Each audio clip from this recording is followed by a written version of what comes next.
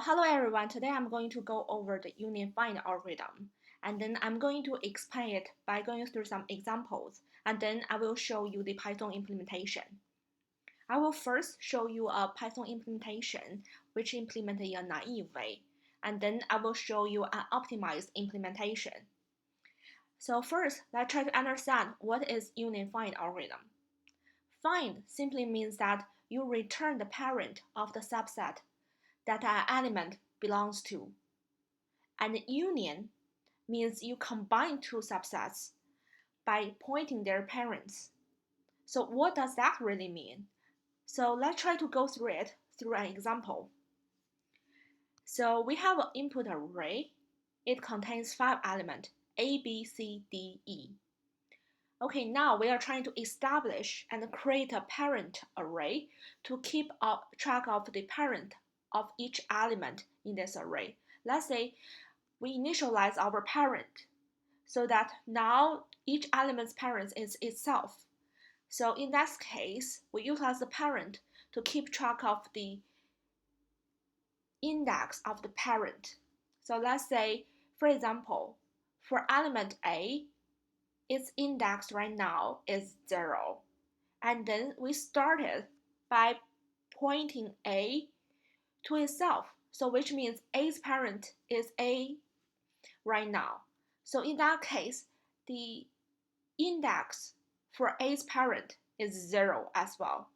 Similarly, through this, we initialize a parent array with the index of each element's parent, which means it's 0, 1, 2, 3, 4. And now we are trying to perform some union option. So let's say we want to union A and B. So in that case, the first step is to try to find A's parent and B's parent, and then pointing their parent in order to combine them. So A's parent is A itself, so the index for A's parent is 0. B's parent is B itself, so the index of B's parent is 1.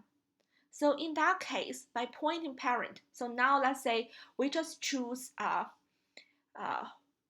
1. Let's say point A to 1. So in that case, the parent of A is B. So basically by pointing their index. So now after this update, the parent array becomes 1, 1, 2, 3, 4. We can see that for the very first element in this array, it originally has index 0, which means originally A's parent is A itself. But now we combined A and B by performing union. And then we point A's parent to B. So now after this update, A and B, they belong to the same subset. They have the same parent. Both of A's and B's parent are B right now. So that's kind of the basic concept of union find. Now let's look at how we implement what we discussed above. So this is a very naive implementation of the union find. So basically, we first initialize the parent array. So every element's parent is itself at the very beginning. And then we try to perform the find option, which means we want, given an element x, we want to return the parent of x. So if a parent, let's say, if we know that the element x parent is itself, then we know that this element is the parent of this subset, because every other element in this subset pointed to the parent. So which means every other element in this subset, their parents are not themselves. Only the parent for this subset has itself as parent. So in that case, we find the parent for this subset, and then we just return it. What if we don't find? We just go to this element x parent, and then try to find x parent's parent. So it's kind of like going through this recursive function. The recursion will end until we find a parent. So let's say, suppose we find X parent and denote as P. So how do we perform union function? Let's say given two elements, x1 and x2. We find their parent respectively. So the parent of x1 is p1. The parent of x2 is p2. And now we combine these two subsets by pointing their parent. So let's say, okay, now we pick p2 to be the parent of both subsets. Okay, we complete our union function. So now let's think about what's the problem with this naive implementation.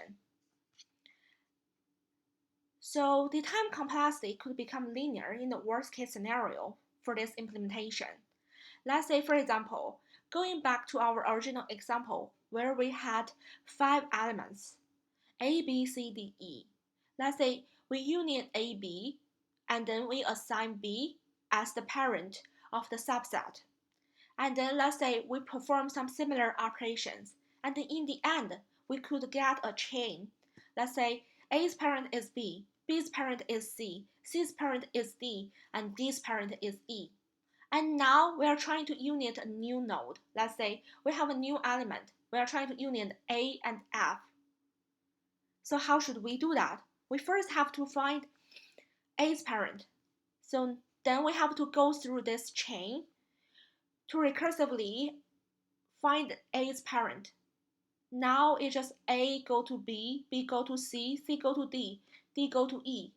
We stop until we reach the parent E. So we have to go through this one, every element in this case. So is there any efficient way, more efficient way, or better way to implement the union find? So we utilize the techniques called path compression and then union by rank. What does that mean? Let us try to go through that through an example. Let's suppose right now we are performing union A and B. So we select B as A's parent, similar to what we implemented before. And now we try to implement union BC. Remember, we start by finding their parent. B's parent is B, C's parent is C, because they haven't been unioned with other elements to form a subset yet.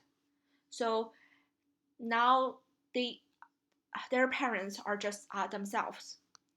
So we want to assign B as C's parent by randomly pick B. So it's actually not randomly pick B because right now we have two options. Let's say we can choose B as C's parent and we can choose C as B's parent. Then why do we choose B as C's parent instead of C as B's parent? We utilize union by rank. Because B already has one child A, so A's parent already B. So we want to keep track of that to avoid creating the chain. So in this case, we know B already have one child A beside itself, but C only has itself as its child. So B has more children than C. If we keep track of their rank, so we know B has a higher rank. So in that case, that's why we pick B as C's parent. So now you probably get some basic understanding of the union by rank. So what is the path comparison? How we implement that? So let's continue through this union operation and I will show you. So let's say union D and E. So both D and E, their parents are themselves right now. So we can just randomly pick one. So let's say we pick D as E's parent. And now let's union C and E. So right now we know that C's parent is B, E's parent is D. So B has two children besides itself. D only has one child besides itself so far. So in that case, we know B has more children than D. So in this case, we pick B as D's parent. remember, the union find is first find the parents of the two subsets, and then we combine them by pointing their parents. So we first find E's parent is D, and we find C's parent is B, and then we combine by choosing B as D's parent. So in this case, the relationship now looks like this. So now let's suppose we want to union E and F. So first find E's parent. So E's parent is D. And then E's grandparent is B because B is D's parent. So the path comparison means, okay, we just assign the grandparent as the new parent. So in this case, we have something like, so E's parent is B, and then D's parent is also B right now. So in that case, we compress the path and avoid continually growing this chain. So that's kind of like how we implement the path compression. So now we have covered the basic idea by going through the examples. Now let's look at the real implementation. So in addition to the parent, we also create an array called rank to keep track of the rank, aka the number of children for each element. So we initialize that to 1, which means initially every element only has one child, which is itself. So for example, element B has one child, which is B itself. That's how we initiate that. And then we're trying to find the parent. So now we implement the path compression by assigning the grandparents. Let's say, okay, if the element is not itself's parent, which means it has a parent, and then it belongs to a subset. In this case, we just do the path compression, the optimization, by let's say, okay, now we assign the element, which is originally their grandparents, as their new parents right now. That's kind of how we perform the path compression. And then by doing union, similarly, we first find the parent for x1 and x2, which is p1 and p2. If p1 equals p2, which means they have the same parent, so we don't have to perform union.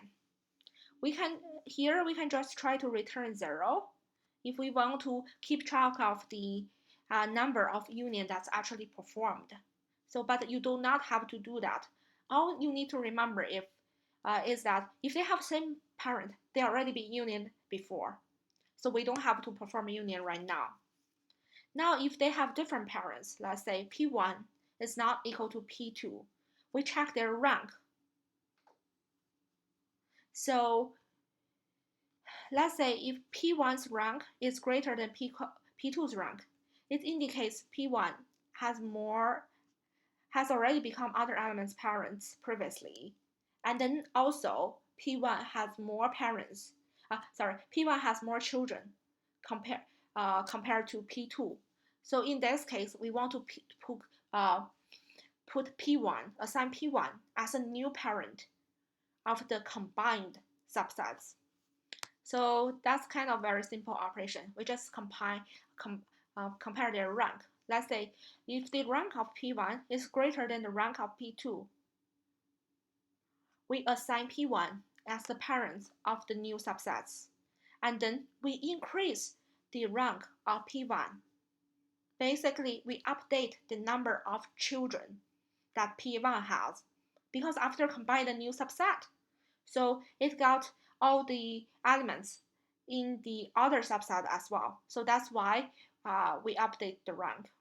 Otherwise, if P2, let's say, has more children than P1 originally, we just assign P2 as the new parents of the combined subset. And then after complete union, we can just return 1 if we want to keep track of the number of subsets we are actually combined or the number of unions we actually performed. So in this case, we indicate, okay, we successfully performed the union. But this is kind of optional. Cool. So far we have covered the unifying algorithm through the examples, and we also show you the implementation in Python. If you like my video, please feel free to subscribe to my channel. I will release more videos about implementing different algorithms and then also the Leetcode solutions.